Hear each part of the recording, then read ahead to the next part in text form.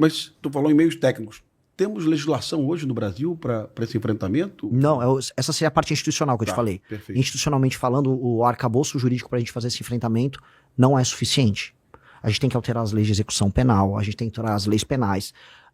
Tem uma discussão que eu estou trazendo muito forte, que é a do direito penal do inimigo, de um autor alemão que chama Günther Jacobs, que no fundo é o pai dessas legislações especiais para enfrentamento a terrorismo, que a Dinamarca aderiu, a França aderiu, os Estados Unidos aderiu, até o Brasil ele trouxe uma parte do direito penal do inimigo e colocou isso dentro do seu corpo jurídico. Só que ele tem que ser bem mais claro com relação às facções. Elas têm que ter um tratamento jurídico diferenciado. E a tese do direito penal do inimigo é justamente o direito ser muito veloz e muito intenso com relação a membros dessas organizações anômalas. E veja, a gente recebe críticas, eu fui muito criticado, mas isso dentro de uma democracia, e eu dou exemplo, a Dinamarca, que é uma democracia que ninguém critica, ela aplica isso contra facções. Tem uma facção específica que atua na Dinamarca, se você se associar a ela, você já vai preso. Se você divulga ela, você vai preso. E isso tem a ver com a cultura, a narcocultura ou a superestrutura cultural do narcotráfico, a gente pode chamar do que a gente quiser, que é entendido pelo direito penal do inimigo também como uma parte integrante da facção. O aparato burocrático que ajuda a lavar o dinheiro da facção é ou não é parte da facção? Eu considero que seja. Com certeza sim. Então, institucionalmente, ou seja, em termos de arcabouço legal, trazer o direito penal do inimigo, passar um projeto de lei que inclua isso, vai permitir ao Estado ter uma ação muito mais efetiva com relação a essas figuras. Aí a forma como a gente vai tratar os presídios. E aí do meio técnico, para entrar, desde scan, 3D, aí utilizar a COAF, utilizar a Polícia Federal, colocar os governadores numa coalizão pra gente brecar eles, eu acho que essa é a parte mais fácil. A parte, a meu ver, institucional, que é ter o arcabouço normativo e a vontade política de um presidente da República em tocar esta guerra, acho que esses são os elementos centrais pra gente andar. Me preocupa, Renan, porque todo pré-candidato que vem aqui, que eu questiono a falta de legislação, né? Ele sempre diz para mim, mas a autoridade do presidente eleito... Bom, só com autoridade a gente não vai a lugar nenhum, né? Ontem eu vi um caso em Tocantins, farei um vídeo sobre isso, de um bandido que assaltou 10 farmácias ao longo de 15 dias, preso em flagrante pela Polícia Militar de Tocantins, né? Na audiência de custódia, o juiz diz que a prisão é legal, o juiz deixa claro da legalidade da prisão, e diz que o bandido vai responder em liberdade, né? Então, assim, isso com em vigor a alteração do crime do roubo. Sim. Proposto pelo Kim Kataguiri, né? E sancionado pelo Lula. Sim. Ou seja, eu não posso dizer que o Lula foi omisso porque ele sancionou a lei que o Kim propôs, né? Com tudo isso, o juiz despacha que a prisão é legal, mas o bandido vai ficar em liberdade apesar de ter assaltado 10 farmácias, né? Então, assim, olha a complexidade disso. Sim, esse é um elemento fundamental, porque institucionalmente o judiciário, ele se considera acima da lei porque não existe sanção. A gente aprende no primeiro ano de direito que a norma, Hans Kelsen isso, a norma só funciona se ela tem uma sanção. Se você tem uma norma e a norma não tem uma punição, caso ela não seja cumprida, a norma não tem função. Sim. Do que adianta um juiz ter a lei a ser aplicada se ele não é sancionado quando não a aplica? Sim. E quando vem uma sanção, quase nunca vem, ele é aposentado com todos os seus vencimentos até o final da vida dele. Isso é um absurdo, que essa é a parte da alteração no funcionamento judiciário que um presidente da República vai precisar fazer. E a gente tem que entender, o presidente da República, porque eu já vi os demais pré-candidatos falarem isso, não, porque o presidente vai com a força dele. Não tem força na hora do pequeno desgaste, que são nas pequenas derrotas que ele vai sendo desgastado até a institucionalidade dele cair. Então o presidente da República tem que falar tudo que ele vai fazer na campanha e na transição e no ato da posse ele já pautar esses temas de maneira imediata. E outra coisa que eu acho que é fundamental, além de pautar e explicar no debate público, então o presidente da República tem que ser permanentemente sabatinado pela imprensa, porque o enfrentamento com relação às ideias erradas que mantêm o estado das coisas atual tem que ser feito pelo próprio presidente. Então tem que ser um presidente que sabe se comunicar e que acredita naquela tese. E isso não só em matéria de segurança. Matéria econômica vai precisar ser a mesma disposição para passar os temas e a sociedade civil ser convencida. Porque a partir do momento, eu tenho uma crença muito verdadeira nisso, que a sociedade civil entender que o presidente está tocando uma guerra comum no Estado brasileiro, você vai unificar o país. Porque tem um elemento... que eu percebi agora rodando o Brasil inteiro. Do Rio Grande do Sul, que você tem 13 facções em Porto Alegre, até o Maranhão, todo mundo, de todas as classes sociais, de todas as regiões do Brasil, não é que ele quer que o crime acabe, ele quer se vingar do criminoso. As pessoas estão com ódio do criminoso. Então, se tem um elemento que une o Brasil, seria o nosso grande bode expiatório, é o criminoso violento. Você consegue pegar um país que está fraturado, que se odeia, que está rachado por região, que vota na direita, e todo mundo tá pistola com o bandido. Então, o primeiro presidente que começar a enfrentar isso de verdade e começar a mostrar que dá pra fazer as coisas acontecer, você tem um efeito que é muito maior só do combate ao crime, que é reunificar o país. E aí, colocar o país na mesma guerra. Vamos agora todo mundo, presidente da república, como presidente você consegue, vou botar em estado de defesa a região de Santa Quitéria, lá no Ceará, que foi tomada pelo CV. Vou chamar o BOPE lá do Rio para participar de uma operação com a polícia lá do Ceará. Você começar a unificar todo mundo se sentir brasileiro no enfrentamento a isso, que é uma causa comum a todos. Eu acho que aí sim, você vai passar os projetos, você vai ter uma boa popularidade como presidente da república tratando desses temas, e a gente muda o arcabouço institucional que envolve o judiciário e as leis penais, leis de execução penal e o Instituto do Direito Penal do Inimigo, para aí, de verdade, a gente virar um país. Hoje não é um país. Perfeito. Gostei bastante. Cajueiro, pergunta. Gostou do diagnóstico, Cajueiro? Gostei. Um diagnóstico muito bom. É o que realmente faria diferença. A primeira pergunta, né, é a seguinte. Teve um psicólogo norte-americano, um estudioso chamado Stanton Seminole, que ele estudou por que o criminoso comete o crime. E então, estudando famílias de 4, 5 filhos, apenas um era criminoso. Ou seja, não era o meio social como é divulgado por várias pessoas, que não, o meio é pobreza, não era isso. Porque tinha o mesmo pai, mesma mãe, mesma escola, mesma alimentação. As duas perguntas que o criminoso faz para cometer o crime. Primeira, eu vou ser preso? Eu vou ser pego? E a segunda, caso eu seja pego, eu vou ser duramente apenado? Aqui no Brasil, as duas, eu vou ser pego. Se não mudou a estatística, até o mês passado, 90% dos homicídios do Brasil não chegava nem à autoria, em média. Né? Então, e a segunda pergunta, nesse caso, estamos pegando o pior crime, vai ser duramente apenado? Não, vai sair rapidamente. A pergunta, em suma, né, diante desse cenário, a pena de morte e prisão perpétua. O senhor admite discutir prisão perpétua e pena de morte para determinados crimes. Como pretende viabilizar essas medidas diante da Constituição, que proíbe pena de caráter perpétuo e permite a pena de morte somente em caso de guerra declarada? Caso essas propostas não avancem, qual seria a sua alternativa concreta? Nós falamos muito disso. Eu acho que para você tocar uma Assembleia Constituinte originária, você tem que ter uma vitória em campo como presidente da República, e não uma vitória eleitoral. Essa vitória que eu descrevi para vocês, em que a população vai entender que o presidente se comporta como um comandante em chefe, fazendo esse enfrentamento ao crime. E ao ver resultados, o presidente da República tem que falar, agora eu preciso alterar a Constituição. E aí trazer a discussão de uma Assembleia Constituinte com uma correlação de forças contra aquilo que a gente chama de centrão, que seja forte o suficiente para permitir passar essa agenda e não contaminar essa nova Constituição. Então, esses dois temas são centrais. Eu acho que o Brasil precisa discutir pena de morte, o Brasil precisa discutir prisão perpétua. Precisa.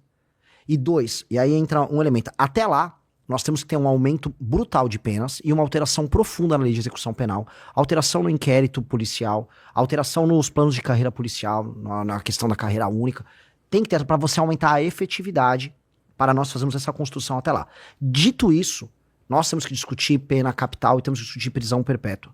Eu acho que tem certos crimes e tem uma lógica que envolve a recuperação do criminoso que se torna simplesmente um instrumento de motivação do bandido a continuar no ciclo dele de cometer o crime, sair da cadeia e volta. Até porque, eu não gosto de contar muita historinha, né? Mas eu adoro contar historinha. A gente tem uma questão que o Estado brasileiro, desde o fim do período do regime militar, ele tá tomado por culpa. Foi muita, violação de direito humano, e houve violações de direitos humanos, não tô negando. Mas, não só as faculdades de direito, mas o legislador brasileiro, ele começou a operar na linha de que o Estado tem que diminuir o seu impacto punitivo. E ao fazer isso, ele criou uma indústria da impunidade que gera, da parte do bandido, essa sensação de leniência. Outra, tem um programa que estão saindo agora como Pena Justa, em que o judiciário se comporta como um agente desesperado para soltar um bandido, porque, este presídio aqui não está em condições. No Ceará, que está em guerra, o programa Pena Justa está sendo comemorado em rádio. Olha, vai ter agora um Pena Justa e vai tirar um monte de gente da cadeia. Tipo, eles estão em guerra. Então, claramente, um bandido hoje, ele se sente muito confortável em trabalhar. Muito confortável. Então essas alterações de Constituição estão no nosso plano, mas eu só vou conseguir executar, então não vou ser mentiroso, se eu conseguir antes ter vitórias contra o crime organizado e ter uma vitória do ponto de vista econômico, que é fazer os juros baixar e as pessoas começarem a voltar a ter empregos formais. Se eu não conseguir essas duas vitórias, eu não vou ter força para uma constituinte. Então eu não vou vir aqui mentir para vocês. Só vou conseguir fazer uma constituinte se eu ter essas duas grandes vitórias nos 2 primeiros anos de mandato. Perfeito. Eu ouvi você fazendo uma ressalva à posição do Centrão, e eu lembro que há 7 anos, né? O general Heleno, numa reunião com os deputados federais da base do governo, né? Ele dizia para os deputados, vários deputados aqui vão virar tchutchuca de Centrão, né? E de fato aconteceu.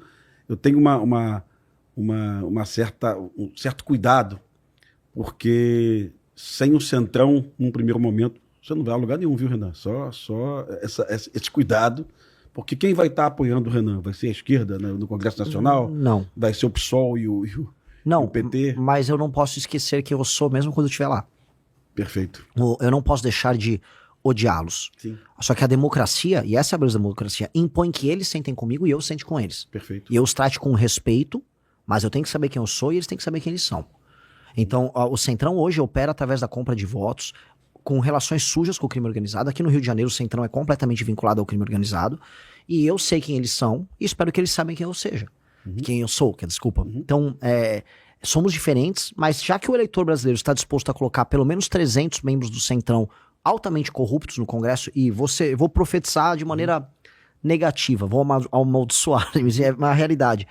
Sim, o eleitor o fará. O eleitor vai vender o seu voto para mais de 300 bandidos que vão estar no Congresso. Eu venci na eleição, vou ter que lidar, porque foi assim que o eleitor brasileiro quis. E possivelmente na cédula vai estar, na urna vai estar um deputado federal do Centrão, um senador do Centrão, e o cara vai escolher você. É bastante razoável que aconteça. Ganhando a eleição, isso vai acontecer aos montes, aos milhões. Sim. E eu para explicar isso para o eleitor depois, porque o eleitor vai ter tomado essa decisão consciente. Esse é o grande problema brasileiro. O tal do sistema. O Centrão representa esse sistema. E eu tenho uma grande proposta para isso. Acho que a gente pode ir mais pro fim, a gente comentar sobre isso. Perfeito. Mas ele é o grande problema. Eu considero ele um problema maior para o Brasil, um problema sistêmico maior do que a esquerda.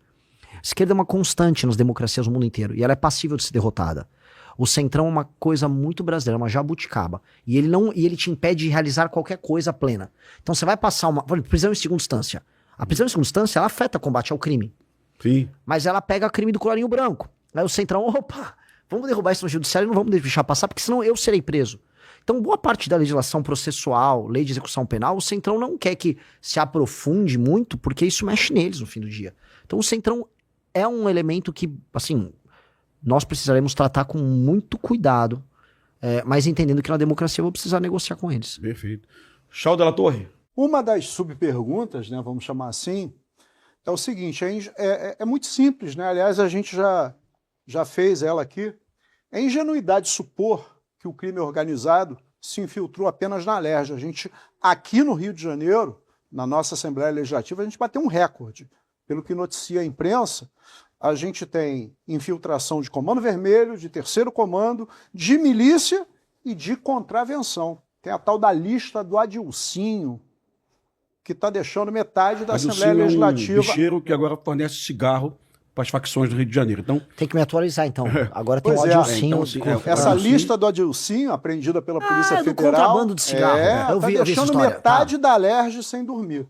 Mas é ingenuidade supor que o crime organizado só se infiltrou na Assembleia Legislativa do Rio de Janeiro. Se o senhor for eleito presidente, o senhor vai ter que lidar com um Congresso independente do Centrão. Eu lhe confesso que eu tenho muita dificuldade de entender essa coisa de centro, né? Para mim, ou é esquerda ou é direita. A história ensina isso. Mas, concordo, é essa jabuticaba, né, brasileira. Mas se o senhor for eleito presidente, o senhor vai ter que lidar com um Congresso independente dessas questões aí de Centrão, que certamente vai ter infiltração de crime organizado. Essa é uma primeira pergunta. Segunda pergunta. O senhor falou de Kelsen, de Jacobs, direito penal do inimigo. Eu estou aqui do lado, tive o prazer de conhecer hoje o coronel Cajueiro, já vi que é um profundo conhecedor de segurança pública. A gente escuta há anos na segurança pública a proposta de que é preciso mudar leis penais para a gente resolver o problema. Eu, por acaso, sou professor de instituição de ensino superior. Sou professor de direito penal. E aí eu lhe dou um exemplo fático. Até alguns anos atrás, se eu matasse a minha mulher por ciúmes, eu respondia por homicídio qualificado. Aí o Congresso criou a figura do feminicídio. Não sabia. E agora o Congresso revogou o feminicídio, criou o delito autônomo do feminicídio. Os feminicídios estão diminuindo? Nós sabemos que não. Então o direito penal não é a régua educadora da sociedade. A gente não vai resolver a sociedade com o direito penal. E aí, para finalizar a minha pergunta, eu vou lhe dar um exemplo que o Coronel Cajueiro certamente conhece, porque quem estuda segurança pública é um exemplo famoso, Nova York. Nova York, no final da década de 70, início da década de 80, era muito parecido, por exemplo, com o Rio de Janeiro. Polícias comprometidas, máfias, a máfia italiana, a máfia negra, corrupção. A gente tem um prefeito famoso, e aí a ciência da segurança pública, né, fala muito sobre isso, a famosa teoria das janelas quebradas. Então, ele aumentou as leis, vamos punir os pequenos. É a pergunta que o Coronel Cajueiro fez, né? É a percepção de que eu serei punido. Isso intimida o criminoso. Exato. Então, o que eles fizeram em Nova York, a ponto de Nova York hoje ser a referência em termos de segurança, embora os Estados Unidos não sejam a maravilholândia da segurança pública. Nem de longe. Nem de longe. Nova York é diferente. Mas Nova York na década de 80, aliás, tem um filme ótimo sobre isso, com Denzel Washington e Russell Crowe, né, o American Gangster, que é baseado em fatos reais. Ótimo filme. Mas, enfim, o prefeito, teoria das janelas quebradas, mudou a legislação, até porque nos Estados Unidos a legislação é predominantemente regionalizada e não federalizada como a nossa, mas ele promoveu um expurgo muito forte nas polícias, instituiu corregedorias com grande força, um compliance, mas ele também triplicou os salários da polícia de Nova York na época. Eu há anos digo isso. Não existe segurança pública boa e barata. O panorama das polícias brasileiras é uma bagunça, a começar pela falta de padronização, inclusive nas polícias civis, já que as polícias militares são bem mais padronizadas, embora em São Paulo o Corpo de Bombeiros esteja dentro da Polícia Militar. Aqui no Rio de Janeiro, não. Só que a gente tem essa questão da disparidade salarial. E aí é que eu encaixo, finalizando a minha pergunta. Primeiro, pretende criar o Ministério da Segurança Pública, que é, evidentemente, o norte das políticas de segurança para os estados. Segundo, se eleito com o Ministério da Segurança Pública, pretende chamar os governadores do estado para um grande consenso nacional para, por exemplo, padronizar polícias, padronizar procedimentos, elevar os salários, tornando a profissão que é tremendamente arriscada. Eu não vou usar a pergunta que eu tenho certeza que o Coronel Cajueiro daqui a pouco vai fazer, mas a grande realidade é a seguinte: eu aqui no Rio de Janeiro ganho bem mais do que os policiais civis do seu estado, que também tem sérios problemas de segurança pública. Eu estava conversando com os policiais militares que estão aí, que são de São Paulo. A progressão funcional na Polícia Militar do Rio é bem melhor do que na Polícia Militar de São Paulo. Então isso tudo impacta e muito na segurança pública, candidato, porque é muito fácil, com todo respeito, eu não vou entrar no mérito da constitucionalidade de instituir pena de morte. Pelo que eu entendi, o senhor, se eleito for, pretende convocar uma Assembleia Nacional Constituinte. Mas aí a gente tem teoria da vedação do retrocesso, da Constituição. Mas o tema aqui não é direito, é segurança pública. À luz da segurança pública, será que a gente precisa de mais leis penais, de endurecimento de mais leis penais, ou a gente precisa mudar profundamente o modelo persecutório criminal e as polícias que nós temos? É exemplo que foi feito em Nova York. Bom, não é uma pergunta, é uma super pergunta, é um tratado que eu recebi aqui, mas vamos lá, vamos fazer igual o Jack Stripador, vamos por pedacinhos, né? Então vamos lá, primeira coisa, eu concordo que não está restrito à alerge e a infiltração do crime organizado está em várias instâncias, em vários estados de maneiras muito diferentes. E o privilégio que eu tive de viajar pelo Brasil é para entender muito como funciona em cada lugar, cada tipo de infiltração. Vamos lá, outro ponto que você colocou que pra mim é fundamental. Você fala assim, não é só a questão das leis penais que resolve. Óbvio que não. Porque a lei, se ela não tem efetividade, ela é letra morta. A lei brasileira é letra morta, a começar pelo judiciário, que não faz uma implementação devida dela. E o inquérito policial, que não é funcional no Brasil, as carreiras, ou mesmo o acompanhamento de um processo, às vezes um policial que deveria acompanhar do começo ao fim uma determinada investigação, ele faz a primeira parte, depois vai cair num escrivão, e a coisa não anda, aí o Ministério Público entra por cima. É caótico o modelo de investigação nosso, e o modelo persecutório depois, e aí vem a subjetividade do juiz, que aqui o juiz ele tem a sua subjetividade. Então, como aconteceu no caso do menino Henri Borel, não, é machismo estrutural você colocar a mãe ali. Objetivamente falando, uma reforma do judiciário, que é uma reforma que a gente está propondo, ela tem que ser estritamente literalista no sentido de implementação da legislação. Matou tantos anos, tem esse agravante aqui, tantos anos, o juiz só vai cumprir aquilo. Essa subjetividade que hoje é permitida ao juiz, ela é um dos elementos que mais gera impunidade, e ela gera um elemento discricionário e subjetivo que, conforme você sobe para as instâncias superiores, piora.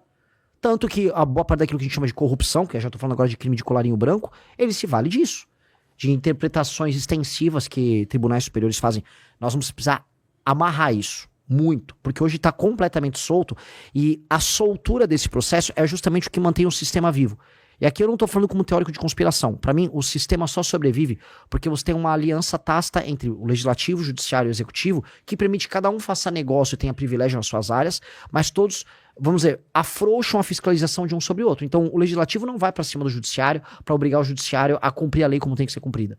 Vai caber a um presidente da República fazer uma reforma no judiciário. E aí entra outro elemento, que é um elemento que você citou da teoria das janelas quebradas, que eu concordo que é um elemento que não é só de aplicação de política pública, não é só papel do executivo, mas é o papel de liderança pelo exemplo, que é a questão cultural.